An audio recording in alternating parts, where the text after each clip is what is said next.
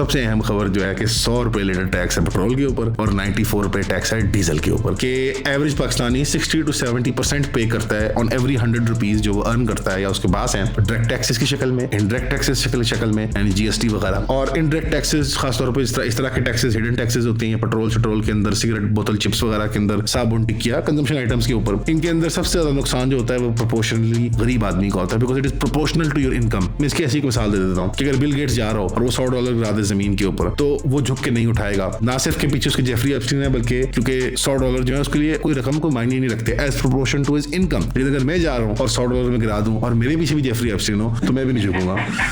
लेकिन फर्ज कर लीजिए कि जेफरी एप्स्टीन मेरे पीछे ना हो, तो फिर मैं झुक के उठा लूंगा $100, क्योंकि मेरे लिए $100 as proportion to my income वो बहुत ज्यादा होते हैं। फ्यूल जो है उसकी प्राइसिंग जो है वो डिटरमिन करेगी the cost of other goods as well, because जहां फ्यूल एक कंजम्पशन गुड है वहां फ्यूल एक प्रोडक्टिव प्रोसेस का भी हिस्सा है। उस फ्यूल से, उस डीजल से जनरेटर भी चलते हैं, इलेक्ट्रिसिटी भी प्रोड्यूस होती है फैक्ट्रियों के अंदर छोटे पैमाने के ऊपर। वो फ्यूल जो है वो इस्तेमाल होगा ट्रांसपोर्टेशन के लिए, यानी ट्रक, बड़े वैगने, गाड़ियां, बसें वगैरह वगैरह। तो as a cost of production वो हर यूनिट ऑफ प्रोडक्शन के अंदर ऐड होगी। इसी तरह across the country fuel prices के अंदर जो एक्स्ट्रा टैक्सेस पे हो रहे हैं, ये इफेक्ट एंड यूजर को ही करते हैं। कोई भी प्रोड्यूसर, सप्लायर, कोई वेंडर वो प्राइस अपने तक नहीं छोड़ता, वो एड ऑन कैरी फॉरवर्ड करता है और वो जाके दी जाता है। इसलिए डायरेक्ट इनडायरेक्ट टैक्सेस को बहुत बुरा मनाया जाता है दुनिया के अंदर कि ये बड़े बदतरीन तरीकेकार है टैक्स लेने के, और इसका असर जो है वो जाहिर बात है सबसे कमजोर तबके पे सबसे ज्यादा पड़ता है। तो अगली बारी जब आपकी जेब से $100 गिरे या 100 रुपए गिरे, तो पीछे मुड़ के देखिएगा कि अगर कोई गरीब है तो झुक के उसको दे दीजिएगा, और अगर जेफरी एप्स्टीन हो तो फिर आप समझ जाए।